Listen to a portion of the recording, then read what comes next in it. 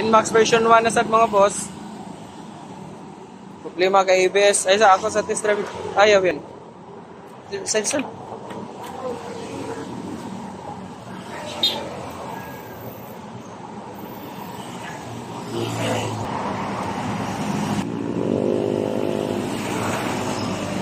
So, error 42, check engine light always on, ABS indicator always on. Wala sad ni speedometer.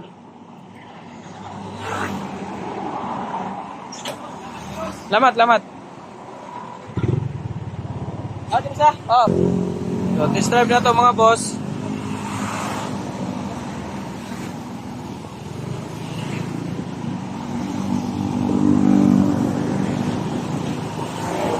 Wala gid siya speedometer, wala ga function. So, mana na to convert ang Inmax version 1 mga boss. Testing lang na mo. Gayon daon. So, wala nang ABS indicator, wala nang error 42. Check engine light, off na sad. Test drive lang na to kung functional na ang speedometer.